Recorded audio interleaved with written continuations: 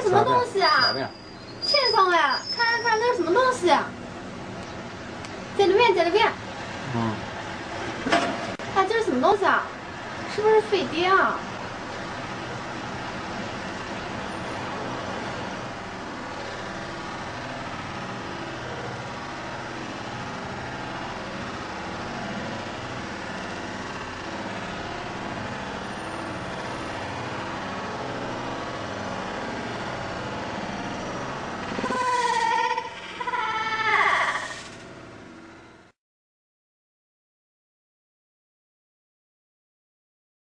？Is there really life on other planets? Some former military and government personnel say they have proof there is. Elaine Quijano explains.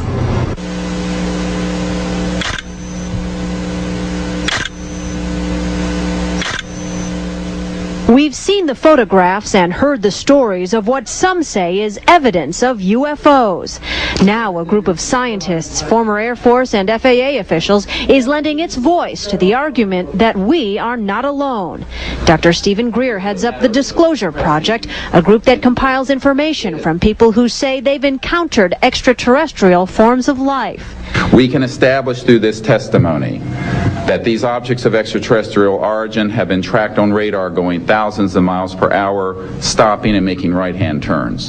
Since 1993, Dr. Greer says he has videotaped testimony from more than 100 people about what they say are close encounters. People like retired Navy Commander pilot Graham Bethune, who believes he saw a UFO 50 years ago while flying to Newfoundland. Then it appeared over to the right and moved out slowly and flew with us. It was still not at our altitude, but we could see the shape of it. It had a dome. In addition, the Disclosure Project says it has documents supporting its case, including FAA records and CIA memos. What do members plan to do with their information? They hope Congress and President Bush take notice.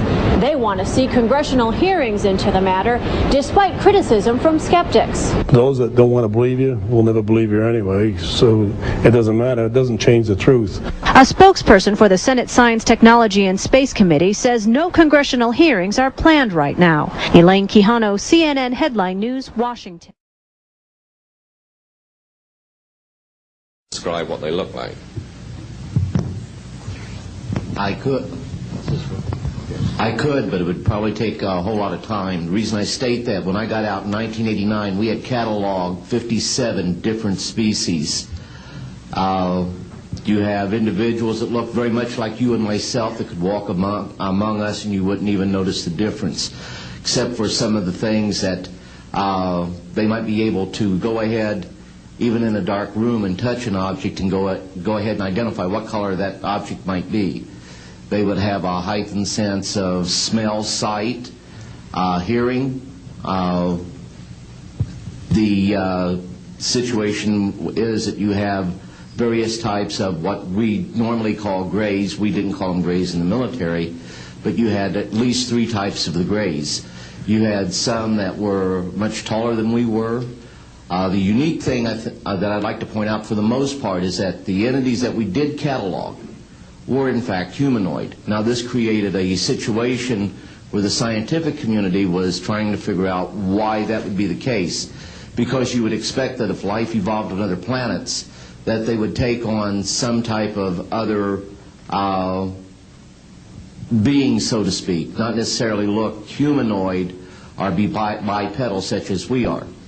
But apparently we got quite a few of the species out there that are humanoid in appearance, and that creates a question that yet has to be answered by science.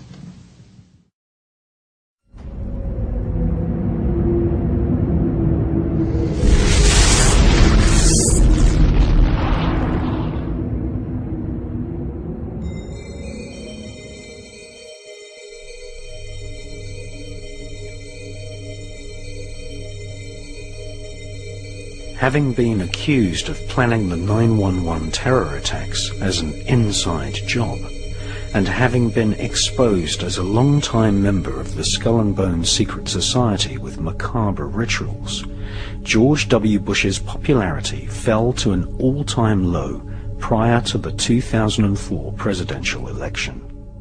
Bush staged a grand photo opportunity at NASA, using the American space program as a grand charade, making a speech from NASA headquarters about the future exploration of space.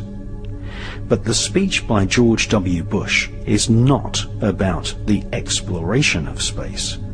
It is more about the exploitation of space.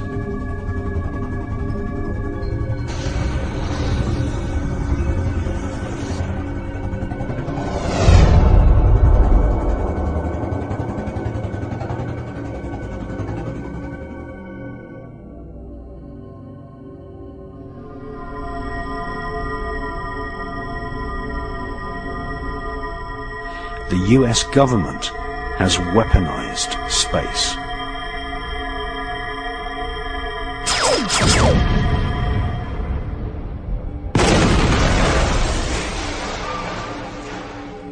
In December 2006, Nexus magazine republished news reports which claimed that communist Chinese satellites had fired laser beams at satellites owned by the American government.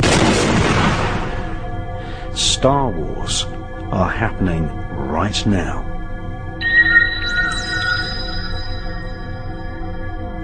There are thousands of satellites in orbit.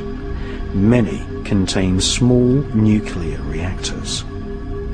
When one of these nuclear-powered satellites falls back to Earth, it is like a silent H-bomb, depositing radioactive dust into the atmosphere.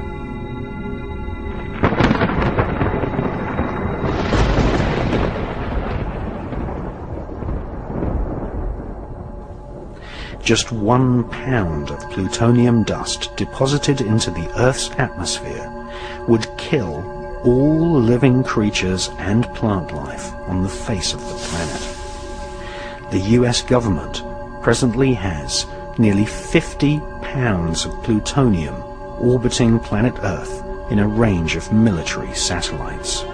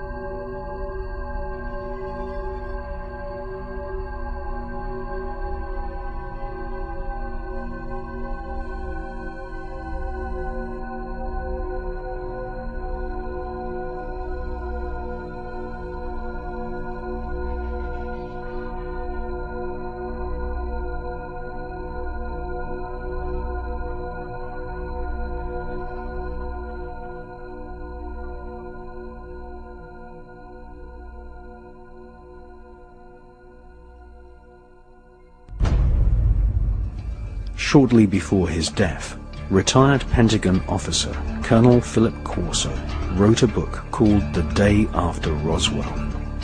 In this astounding book, he claimed that the Star Wars weapon system was placed in orbit to repel alien invaders.